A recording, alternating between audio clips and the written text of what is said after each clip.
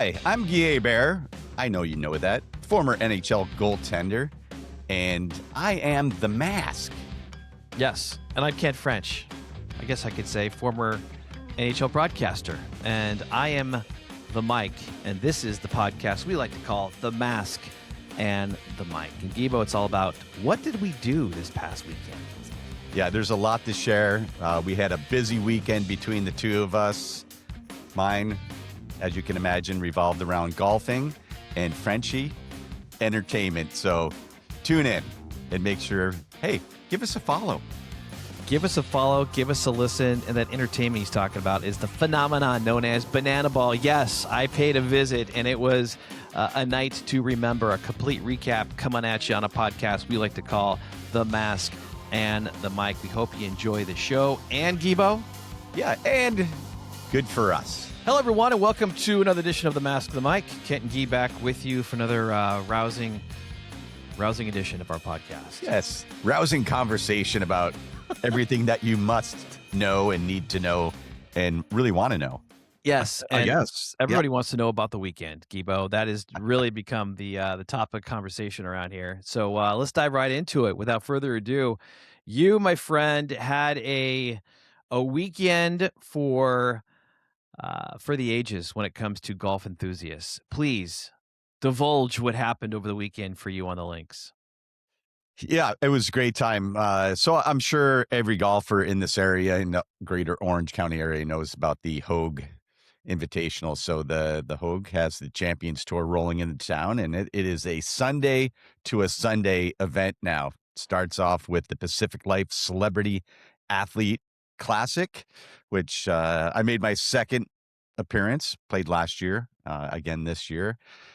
Incredible time. The amount of athletes that are there, current athletes, former athletes.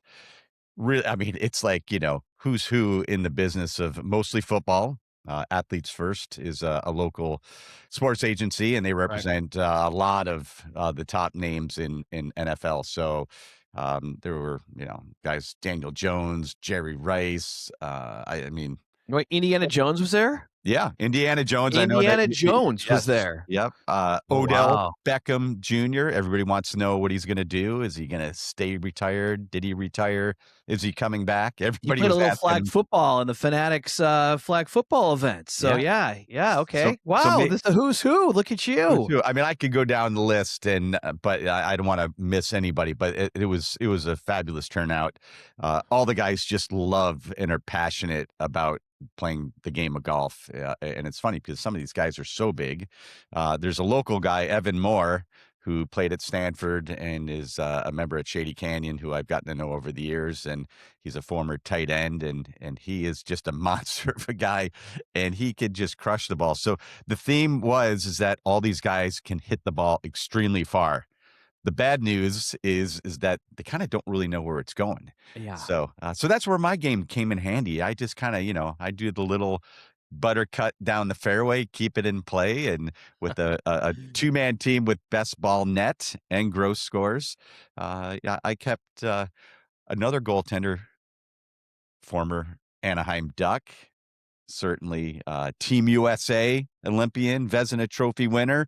There was a lot of accolades for Ryan Miller, so I was announced first, Frenchie. So I felt good about myself, and then I had to listen to all the accolades of Millsy. But yeah, we had a great time. We played really well. I found out we were only about 6 or 7 out of winning, and the course is set up so nicely that I think -7 net. Really? Won. Yeah. No, wait, can you buy a mulligan? Are we talking? I don't understand. It's a little different. No, this is than the real tournaments we golf. played in. This is the real deal. I mean, caddies, scores with you. Really? They got the kids out there with your name and your. You walked the your score. course? You walked it with the caddy? They make us take carts because of speed of play. They don't want us loitering too much. But we had the caddy take the cart and we walked around a bit. But the course is just an incredible shape, as you can imagine. The greens, lightning quick already, so I can only imagine what it'll be for the pros when they play. But hey, not only did I get to play in the celebrity tournament, I was actually invited, Frenchie, you'll love it. I was invited to play in the Pro-Am as well. So I will be teeing it up tomorrow, Wednesday morning, 7:30 a.m. So if you're out there Unreal. and you listen to the podcast when we release this, rush over to Newport Beach Country Club. Try to find me out on the course. And we don't know who our pro is yet. Tonight is the pairings party. So anybody is going to be great just to be able to rub elbows with a Champions Tour player. As you can tell, it's very difficult to get a hold of my broadcast partner, Guy Hebert. It's like, where is Guy? What course is Guy playing today? Okay, hold on. I have Yeah. questions, Guy. Lots of questions. Yeah. 7 days, you said, Sunday to Sunday. Yes. How does that? I mean, that's a party. It's not just golfing. We're talking about a full-on party with some of the top athletes in the United States, in the world, really, for that matter. Yeah, and it kicks off with the celebrities, and it's mostly for the athletes first players that Right. are there that they have an event the night before. They actually it's kind of like ducks and tucks. Well, there'll be actually waiters for a big dinner, so they'll do that the night prior to our golf tournament. So it was a Saturday night thing for them, but there's just a ton of stuff going on. You should see the cars that are there. There's a boat, there's a Riva there on on the grounds of Newport Beach Country Club, as well as just lounges and bars and setups, and of course, all the buildup that you have to have for the stands around certain greens. And I mean, it's really cool. It's cool to be a player inside the ropes and playing. And we play in front of fans. A lot of fans came out to watch us go out there and play around. So that was fun. A little bit of extra pressure when you're chipping up to a green or standing over a putt and there's actually people in the stands. And not that they have high expectations for you, but if you chunk it or missed the putt terribly. There's some cat calls out there, so I did my best to try to keep that to a minimum. But if you have never been Frenchie, it's a fabulous event. Couple days of the Pro-Am, and then there's 3 days of the Champions Tour tournament, and it's just a fabulous place. The weather's perfect, and if you've never been, I highly suggest you or anybody else to come down to Newport Beach Country Club, get out there, and just kind of witness it. Just stroll around the course if you don't have a seat to sit in, and that's almost more fun because you can kind of follow your favorite players. Well, I told you I would caddy for you. I And try to I get you think in. I think my invitation got lost in the mail. I'm more Yep, than happy to wear a bear on my jumpsuit, whatever they wear out there, yep. and I'm good at getting out of hazards, just so you know. Maybe I wouldn't be helping you. I could help your other partners out there. Well, I would love to have had you. Of course, I tried to get you, Ugh. but because it's a legitimate tournament, they actually Legitimate is the key it word is there. legitimate. Yeah, so they Legitimate is the actually word. had caddies for every single group. So we had 2 caddies. So for Ryan Miller and I, we both had our own caddy to share, and Gary Matthews Jr. and Greg Dobbs, both Gary Matthews Jr., kind of yeah. legendary baseball players in their own right, were in our foursome. Had an incredible time with them. Speaking of large men who can hit the ball extremely far, baseball players do have, I think, a little bit of an edge. But hey, Millsy, I mean, Millsy is a tall. He's got that big, wide turn, and he's got that ability to hit the ball a long way. So, like I said, I was the guy just keeping it in play, making sure that we could at least get a net par. Mr. Consistency. Now, you mentioned pressure, which I can't imagine. I mean, golf is pressurized no matter what. But then, Gibo, you get called up to the first tee. Please describe to all of us what that is like to play in a quote unquote legitimate tournament with fans and you get announced. Please, well, first of all, tell me, how were you announced?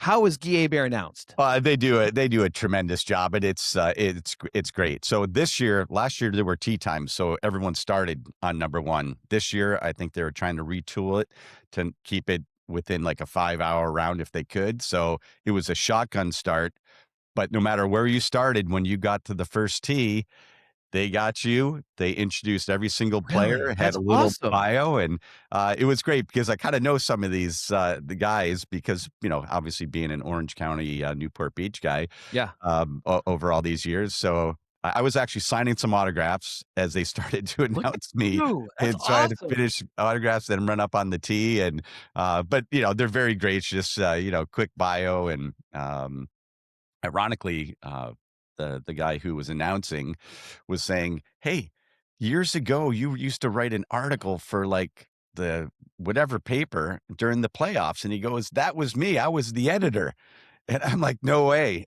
So he's like, I'm retired now too," but he goes, "That was great, and, fondly remember you doing that." So you never know who you're gonna run into, but standing over that first tee shot, I mean, you know me, I kinda yucked it up with the crowd, loosened everybody up, and then just stepped up, hit the butter cut down there, and then was Really? You hit it down the middle. yeah, well, a little hit down the middle, it fades a little bit to the right, and then, hit my approach shot on the green, and then promptly three putted, but Um, all in all, not a bad way to get off that first tee. Preparation, Gibo. Do you go out and you hit some balls? Are you fine tuning your game prior, or is it one of those things? Hey, let's not waste any good shots. Let's bring all the good shots to the links. Well, you know me all too well. I usually just show up to a golf course, walk up to the first tee, and away you go. Here, because I wanted to see some of the celebrity athletes, I went down to the driving range and kind of milled around, and got a chance to meet some of the other players, former players, and kind of hobnobbed around, and it was a lot of fun to do that. And I actually did hit a few shots just because I was like, okay, I think my hole is number 16 to start, which is kind of a difficult par four.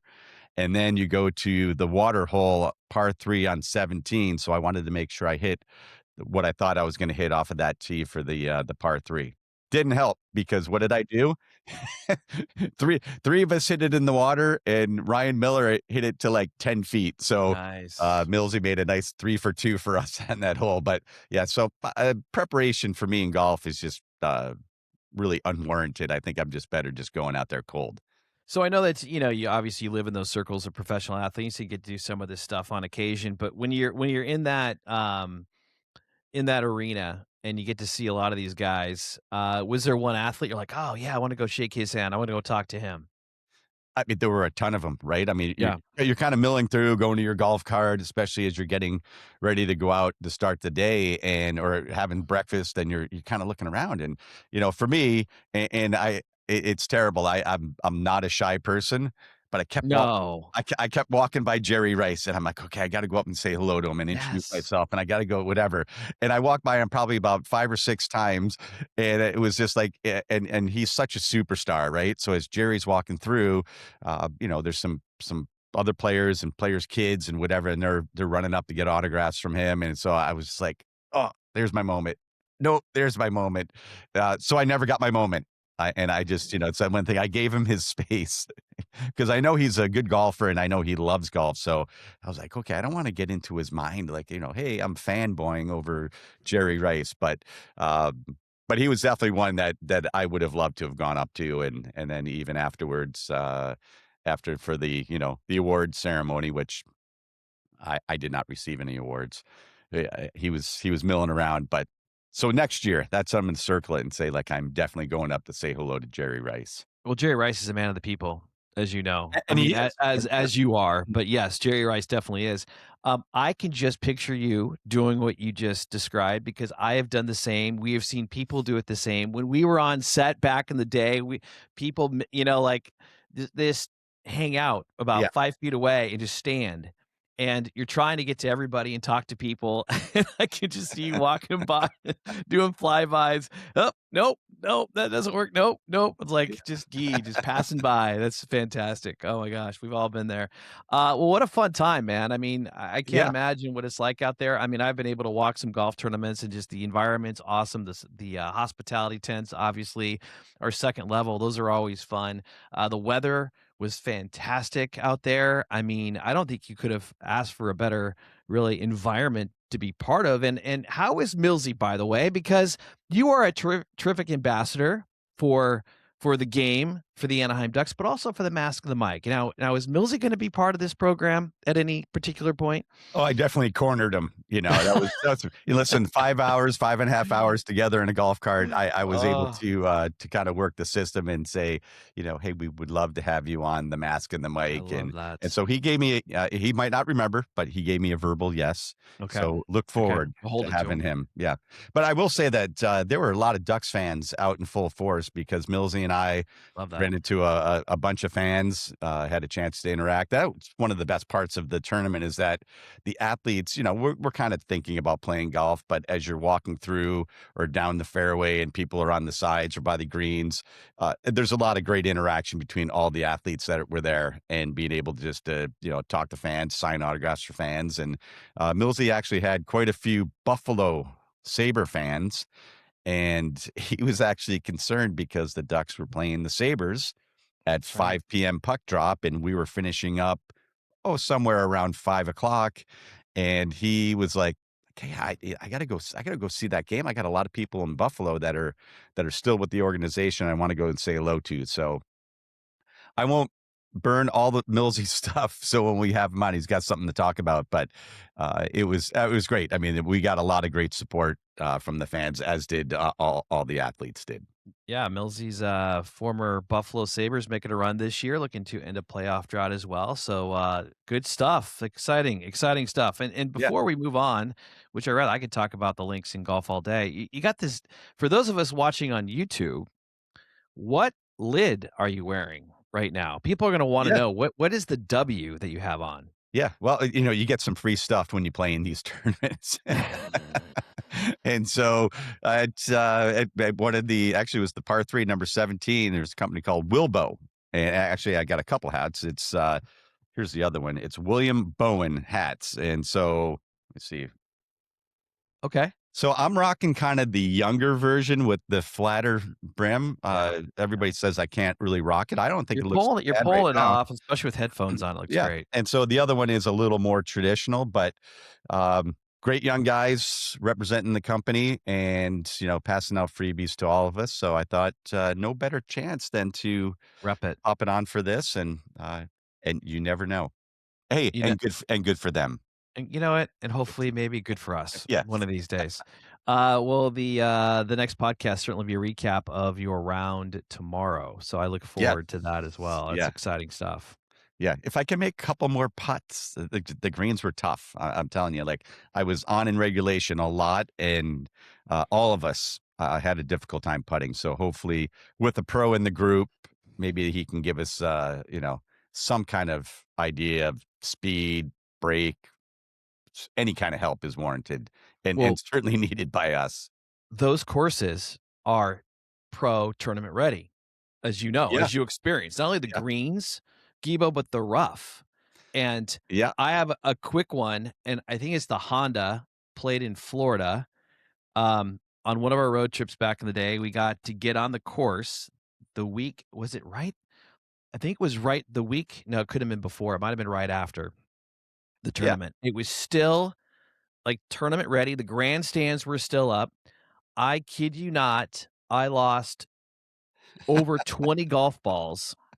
I am not that erratic. I have my moments, but you hit it into the rough and I couldn't find the ball. Like the rough was that grown out. And Yeah. then there was a par 3 over water, or over water, and there's a huge grandstand, and I don't know why I hit 2 clubs too many, and I put it up into the upper deck of the grandstand, because no one's there, and you hear it bouncing around up there. I mean, it was fun to be part of, fun to play in a tournament-ready course, if you will, but boy, I'll tell you what, I mean, I bought a bunch of lake balls because I wasn't hitting You would- Pro yeah. V1s. No way. So that's some serious stuff there. Well, good on you. Yeah, okay. Well, certainly we will revisit your tournament tomorrow. And Yeah. again, remind me what the tournament is tomorrow one more time. So it's the Newport Beach Hoag The Hoags tomorrow. Okay. Pro-Am. All So right. and it's not celebrity, it's just a regular Pro-Am. They do that on Wednesday and Thursday, and then tournament, I believe, is, Friday, Saturday, Sunday. Will you play both days, Wednesday and Thursday? Nope, just Just Wednesday. Wednesday? Fortunate enough to get the invite, so yeah, I actually really looking forward to it. And like I said, I mean the course is in such great shape, It's Frenchie. incredible. If Yeah, you're in the I know. fairway, I mean there is not a bad place to be if you're in the fairway. So cool. Ah, awesome. Okay, we look Well, I forward to mean, recapping it. so I mean I know that like listen, I'm not the only one who had kind of a fun couple days or whatever. I mean there's a phenomena, right? Yes, phenomenon. Phenomena. It's like an old SNL skit. Phenomenon. It's a phenomenon. There's a phenomenon out there that that you were able to take part in. At least, you know, I don't think you got on the field, but No. close enough, right?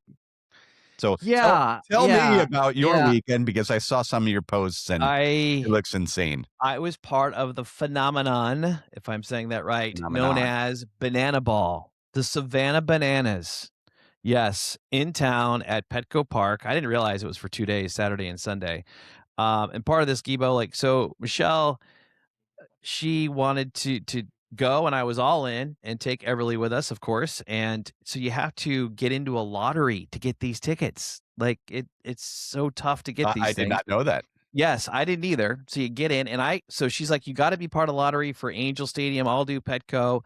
She got into the lottery there. We got 3 seats. They don't tell you what the seats are until, like, the day before the game, like, where you're sitting. Um, so we made a road trip down to San Diego to Petco Park. I didn't realize it was 2 days. We got Saturday, unbeknownst to me. I thought it was just a one-day deal.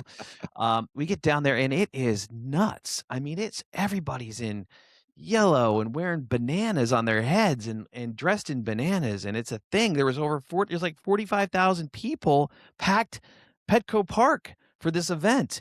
And it is an event, Guy. It's not a game. They say the show will begin Yeah. at I mean 6:30. I've seen clips. I mean, I Yes. know there's singing. I know there's Yes. Dancing, and weird stuff it's that a goes thing. on, pitching on stilts or Yes. whatever. I don't even know, right?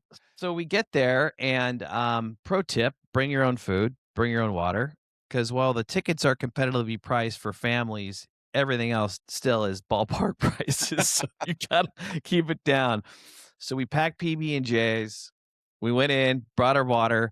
They let us bring it in clear bags. We go to the back, and if you know Petco Park, there's a park in the back. There's a Tony Gwynn statue, behind center field. It's called Gallagher Square, I believe it is. Which we know well from our Yes, Valley from our sports days, our right? studio. I Yeah, showed Michelle and Ev, that's our studio back there. It was yep, overlooking that park, you're right, and, Petco. So, we go back there, it is packed, it's a beautiful day. We eat our lunch around, like, 5 o'clock. Lunch, lunch. dinner, Yeah, whatever you call it.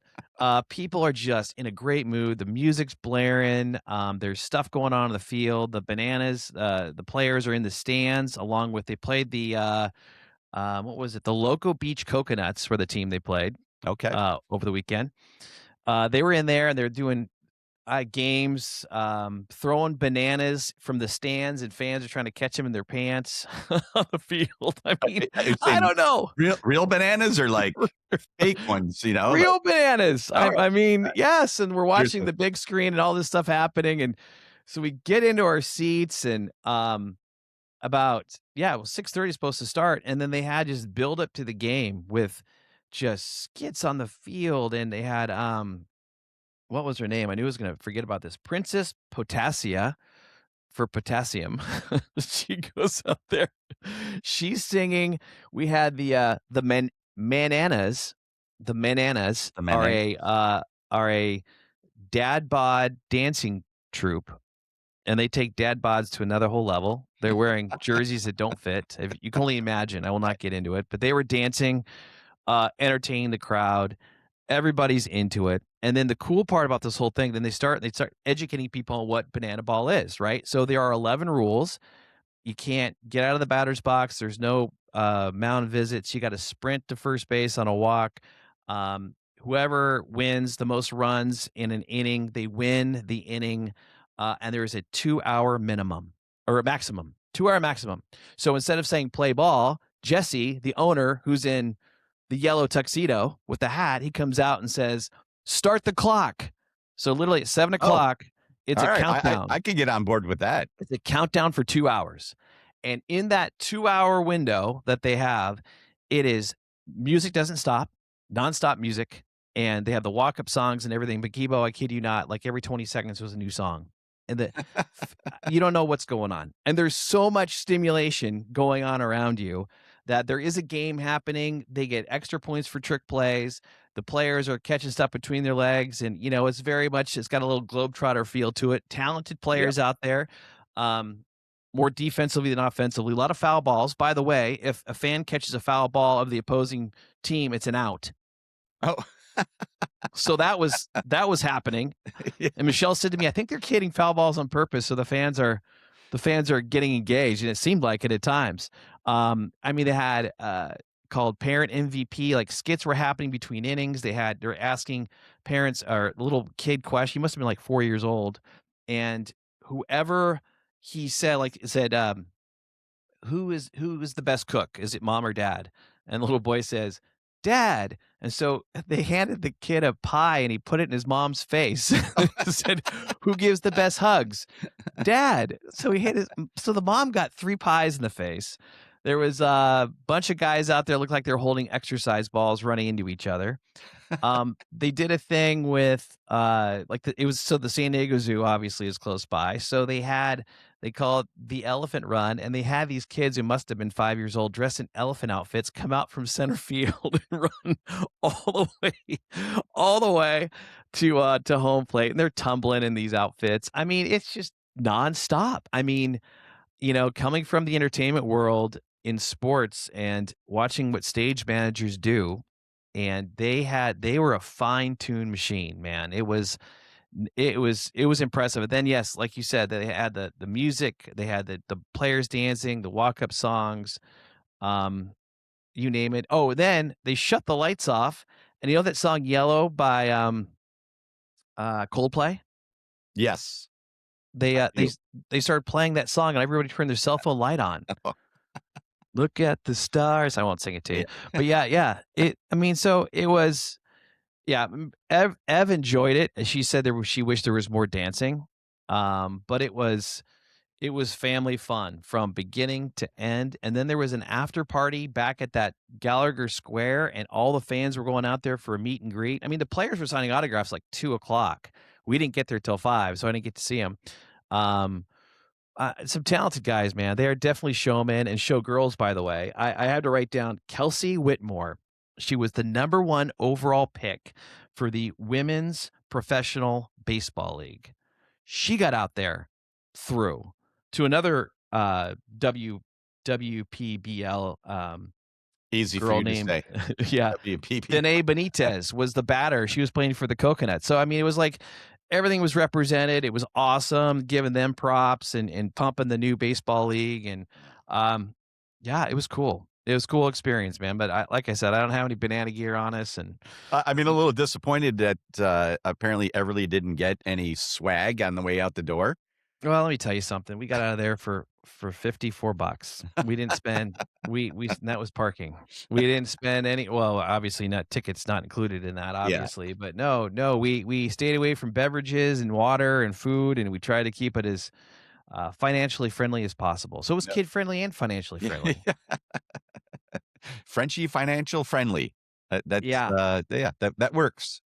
But no, I mean, that sounds, like, incredible. I mean, way back in the day, I got to see the Globetrotters, and then we had the Globetrotters on our set many years ago. So it was kinda interesting to see what they do and all about the entertainment, right? I mean, talk about professional sports franchises in any sport and how competitive it is and how locked in players are, and you don't have very few have the ability to show people they're enjoying what they're doing while they're doing it because it's so intense. So it's great to see there's an outlet where you can see incredibly talented athletes and performers enjoy what they're doing and put on a show like that where, you get 45,000 people that go home happy, right? There's not a loser, there's no angry losers of that their team didn't win. I assume the Bananas win all the time, right? Like Globetrotters? Pretty much. Yeah. Granted, it's my first, interaction, but I don't think anyone really cares, Yeah. like you Well, I said. guess that's the point, right? Is that I think, yeah, and there's like a 6-team league, and um but yeah, like the Washington Generals, they always get close, but they never win. Yeah. But yeah, the players though, I give them credit because not only they're talented, on the field, but they've turned into these showmen and women too, with they're on microphone and they're dancing and there's, choreography involved and there's skits and there's, pre-tape stuff on the Jumbotron. I mean, there's a lot of time and effort put into to putting this together. And the Savannah Bananas story is certainly unique with Jesse as the owner and buying the team and hitting rock bottom and trying to get fans there and coming up with creative ways and mortgaging his house and trying to all the different things that he had to do at the beginning to put this together. And now it's this traveling entertainment phenomenon, as we said, Yeah, traveling phenomenon. the country, selling out not only ballparks, Gibo, but they're selling out football stadiums, 100,000 seat stadiums. And oh, by the way, you get the alumni show up, right? Oh, So yeah. so so the first time they did, they did Petco Park, I think it was Trevor Hoffman came running out of the bullpen. So back in the day, they'd shut the lights off and he'd come out to Hell's Bells, by AC/DC. That was his Yeah. song. So in Just this like one, The Wild Thing, yes, right? yes, yes, yes, from Major League for Yeah. sure. And this time, all of a sudden, like all the players are out there and they move, and it's Dave Winfield was out there on Saturday night, so that was pretty cool. Um, and the Bananas have a also, they kind of mix in all this cool stuff called Bananas Foster. It's their own charity for foster kids. They brought out this family that had fostered like 30 or 40 kids, and they brought all the kids out there. And so, I mean, it's just a feel good, environment. And one of the dancers for he's a dancer. I don't think he ever played for the Bananas, was on America's Got Talent. Like, we start watching as a family. He was there, so he's out there dancing. I mean, they're legit performers. And I'm writing down Instagram handles because I'm gonna reach out to them and we're gonna get a banana on our Yeah. podcast. I mean, you're like, hey, French, you better do some work, man. I mean, you're talking to Yeah. Millsy and I'm trying to get bananas. So I don't know how that works, but yeah, I'm certainly working on it. Definitely. Well, Um, hey, yeah, go ahead. I gotta interrupt because, listen, I'm no stranger to reality TV, of course, and this season's episode, something or other on American Idol, they had one of the Savannah Bananas audition, and Really? yeah, I think the auditions were in Nashville this year, and he came in with part of the entourage, and one guy performed. Wish I could remember his name. If I did my homework, I probably could have found it, but he performed and he had kind of probably like 6, 7, 8 other guys, and they kind of were there to support him. And he made it through that initial stage, and I know he moved on. I don't want to be a spoiler, so I won't tell anybody if he's still involved in American Idol or not. You'll have to tune in to watch. But it was pretty incredible because I think like Carrie Underwood and Lionel Richie, they're like, and Blake Shelton, they're like, what is the Savannah Banana? And I think Carrie Underwood actually knew all about it. So it was, hey, and you're talking about marketing, great way to market. Get yourself on American Idol. Yeah, and they all been on Fallon, as you mentioned. There is a guy in stilts. He's the world's tallest pitcher, and he went out there and he pitched. He was throwing strikes. I don't know how the heck he did it. The umpire is dancing behind the plate. I mean, it's like you can't. There's so much visually going on, you don't know where to look. I mean, it's crazy. But you know what? It's so funny. It just reminded me of a story. You mentioned the Globetrotters. Did you know that I played for the Washington Generals? There in the cyber world, there is a story about Kent French. So I did. I think we have I to did. we have to I hear did. it. I don't know. I wasn't going to go there, but We now it gotta seems hear it it. seems apropos I mean, based on what we're you talking about. that's a teaser that, I mean, now we've all been teased. So, I mean, So back way back in the day, back with the Ducks, they had the Globetrotters would come to town and they had a spot on the roster for someone in the media. And they would, I think Johnny Allers was also a Washington General at some point.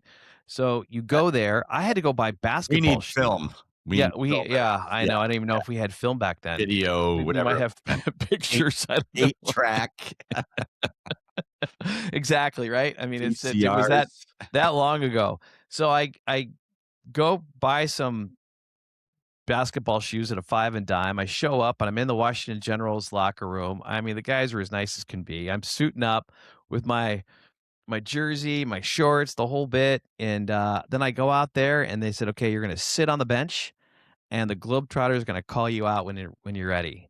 And I'm like, "Okay." Sure. Like, I had no idea what I'm doing, and it's packed, right? The arena's packed. I'm sitting on a fold-out chair like, a reserve would do, and all of a sudden, one of the globetrotters comes up to me, and he starts yelling at me, and he points to me, he brings me out on the field, and he gives me the basketball, and he wants me to dribble, so I'm dribbling, and then he fouls me. I mean, it was an egregious foul too, by the way. I think I fell to the court.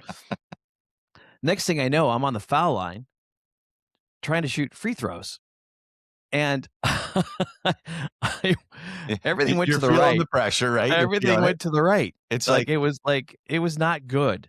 I don't was even it know. because I the ball was not, it was think imbalanced, right? it was yeah, it wasn't regulation. It was I think okay. they gave me a bad ball. It must have been that. But then so, they're heckling me and they're doing the whole thing and I don't even remember, it was a blur. But I remember I do know the ball was floating to the right for whatever reason. I don't even know if I hit the rim. Uh, it wasn't a good showing. And then they sent me to the bench. And then our friend, Aaron Teets, who was there, and calls me over at the time and said, "You're embarrassing the organization." Yeah, not on purpose, but you are. Yes. So I think I embarrassed the organization that day, but, uh, I mean, again, just a show, right? They And do that was it? everything That was right. it? You got no second chance? You That got was it, no, man. I you wanted didn't to get get back the, in and redeem myself. I mean, I wasn't really a baller growing up, so maybe it was best that I was sitting back on the bench. I didn't get a chance to, humiliate myself for a second time. But I do somewhere around here. I got a ball. Had it signed by the Washington Generals, and then a jersey signed by the Generals. And I have it. I had it framed, and it's somewhere. It's not hung up because I have nothing hung up. But yeah, then I have my stats. It's like 0 for 2, 5 minutes of play, or whatever I had. It was pretty funny. I had that put together. So yeah, that was my time. But I will tell you, just kind of going back to the whole entertainment value of the that athletes and entertainers. They are so talented and they keep the crowd on their feet and so engaged and the kids are in it and it's awesome. So again, going back to the bananas, I will say this: if you have a chance to go out and see them, get yourself in the lottery, go out, and hopefully, if some Savannah bananas are listening to this podcast, we'd like to have you on the show. yes, yeah. Let's pump you up. Well, hey, listen, we just gave people in Orange County a lot of stuff to do in the next little bit, or for wherever you're listening to. Golf at Newport Beach for the Hoag Classic and the Savannah Bananas. You can't lose by going to either one. You can't. That's You a, that's can't. that's our promo right there. But I think too, I mean, this comes down to, I mean, both of us growing up playing sports, you obviously took it to another whole level, but the pressure involved in, playing sports and, you know, and performing at a high level, I think it's good to establish some sort of foundation for these kids that you're supposed to be having fun, right? At the end of the day, Yes. go out and have fun. And sometimes that's tough to do now with the money, the betting and everything surrounding the world of sports in this day and age. But, we get into, mentally how it is the stress on kids and getting out there and starting playing golf at a young age or baseball at a young age. In California, Gibo, you can play sports 24/7, 365. Yep. Club sports are so popular. So it's just refreshing to go to see, another side of it that really just says, hey, it's fun. It's supposed to be fun. Um, laugh at yourself. And have a good time.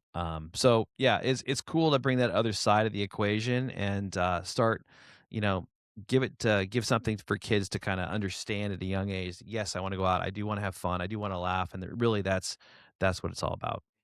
Yeah, because we could go down the rabbit hole of, what goes on in the world today about, young kids, trying to become pros at, 6, 7, and 8 years old or 10 years old and how competitive all that is. That's going to be a story for another time because, I mean, I've heard, private coaches that, incredibly young ages, and parents all in.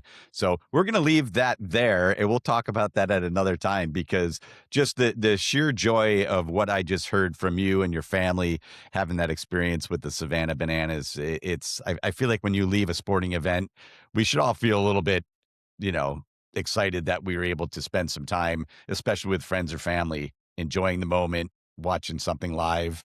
And then, whether it's, NFL, NHL, Major League Baseball, NBA, Savannah Bananas, whatever it is, that, yeah, you take something really positive out of the experience, and then, be able to share it. Yeah, and one other, I did take some notes. I had to talk to Everly to make sure I was hitting everything from that experience. But one thing I do, another skit that was hilarious, and I want to ask you if you would have been able to do this because it involves so it's two dads running from home to first. They have to put all of the beach toys into a bag, right? Yep. Then they go from first to second. Their wives are at second base in a beach chair. The wives have to get out. They have to hold on to the beach chair, and their wives jump on their backs. Then they gotta run to third base, and that's when their kids are waiting for them. They grab their kid, and then they gotta run with their wife on their back, holding their child, beach gear in hand. They gotta run to home plate. It's it, I mean, that's like that says, that's massage table. that says parenthood right there, because if you haven't done that and experienced that on a beach trip or a ski trip where you got everybody's gear, you're like a Sherpa, and just trying to make it from the car to the lift or to the beach and then back. Yeah, but that's hilarious to think that, yeah, to do that. It's a reminder to all of us that, well, thankfully, I don't think I have to do it anymore because of an adult child. So, but for you, you're still in that bandwidth of, I yeah, am. yeah, I am. My daughter's 9, and I attempt to carry her up the stairs and down the stairs each night and every morning. And I've said that I will do that until I cannot do it. Because I know once I can't, that will be it. yeah, So I will make that happen for as long as I can. Um, and you know what too, and as we speaking of sports, I know you and I are both in an NCAA, you know, March Madness pool. yeah. I'm still alive. You're alive. I have Yeah. 8 teams of the 16 left. Um, but what a time for sports, right? When you look around and it's like you got the home stretch of the hockey season, as we touched on last time. We got the playoffs around the corner. You have March Madness. You have opening day is going to happen. Um, in a Couple matter of like days, right? in a week. Yeah, I think so. In a couple days, it's happening. So, it's crazy how, and then of course hoops are the same. They're running towards the postseason. The NBA, the WNBA, it's crazy how everything is happening. And if you are a sports fan, which most of us are, or listening to this podcast, I mean, it is like, again, talk about stimulation, Gibo. How do you focus? Or what are you watching right now? What's an interest to you? I'm gonna assume hockey postseason, obviously, but Yeah. I mean, this is the greatest. This is.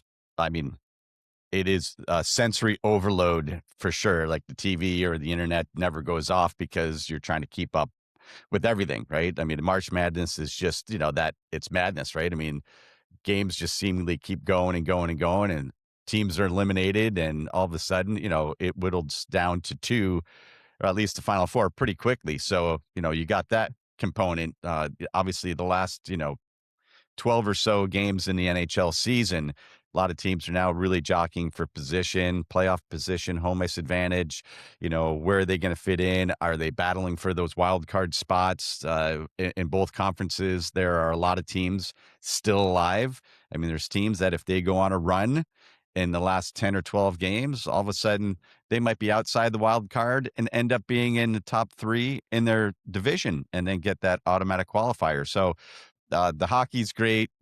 There's basketball. Oh, there's a little thing called the Masters golf tournament coming up in just, I think 2 or so oh, weeks. how did I forget Yeah. that? So probably one of my favorite things in the world to watch, is the Masters. So it's an awesome time to be able to kick back, enjoy maybe a frosty beverage and enjoy the fruits of the labor because it is, it is crunch time for all these sports, you know, marquee matchups. I mean, some amazing upsets in the world of NCAA basketball. And I can't wait to watch. I mean, I'm going to be a couch potato as much as I can. Okay, before we leave, Yeah. if you Yeah. obviously, we're following Guy Hebert on Instagram.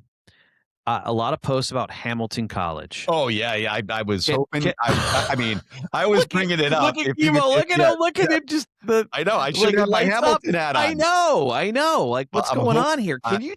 yes. Can you please tell everybody, A, for those that aren't familiar with Hamilton College, where they're located, the division they're in, and you're obviously you went there, but you're like, educate people on Hamilton College and what's going on right now, please. Yeah, absolutely. So Hamilton College is in Clinton, New York, just kind of a small town village in central New York. Uh, the school probably has about 1,800 students. It's a small liberal arts college, and it's part of the NESCAC. So the I don't even know what NESCAC that is I don't yeah, even know what so that is. yeah, It's like sorry. I'm like, "Thanks." I keep thinking I'm talking to people who know. No, So I have the no idea. NESCAC conference is the New England Small College Athletic Conference, Okay. and it has other schools very similar, Bowdoin, Colby, Williams, Trinity, Tufts, um, Bates, Middlebury, so there's a number of schools, Amherst. So it's an incredible academic institution. I'm fortunate to be able to go there. Great competition, competitive college level. It's now Division III. When I was there, it was called Division II. But I mean, the kids are really good. I mean, the leagues are really strong. Players are, really good. I think there's a lot of outside pressure now because of what happened with Major Junior College, where they can actually play Major Junior, leave, come to American College. That's put a lot of pressure on. So now Division I is so overloaded with talent, a lot of great players are looking to have another option, and that's Division III. So, all that being said, Hamilton had a great season again. They were the regular season champs of the NESCAC. Okay. Unfortunately, they lost in the NESCAC playoffs, but still were seeded, I think, number 4 in the nation and got an automatic bid to the NCAA. And so they've been able to kind of cruise to the first 2 rounds. They had a huge win the other day in OT, knocking off the Norwich Cadets, Okay. and that's Norwich University in Vermont. And so they have now moved on for the first time in the program history to the NCAA Division III Frozen Four, which will be Really? Yep, they'll be in, Utica, New York, so it's Okay. almost a home game for Hamilton because Utica is only 20 or so minutes away from Clinton, and, it's gonna be an incredible weekend. The irony is my daughter went to a very similar school in Central New York called Hobart and William Smith. Hobart is currently the 3-time defending champion in Wow. men's ice hockey at Division III, so they've won it the last 3 seasons. A little interfamily conflict going on Inner here. family, Hobart is currently 29-0. I think 29-0 on the Have a season. season. Oh my Yeah, goodness. so if they were good the last few seasons, they're even better this year. They are in opposite brackets, so there could be a potential Hobart-Hamilton final. So if that happens, it's gonna be awesome. So, but we're just hoping I don't really care if Hobart gets in there. They won 3 times, but I really want Hamilton, to get to the finals and have an opportunity to win the national championship. It'll be an incredible moment for the college. Hockey's been at the college for 100 years, over 100 years.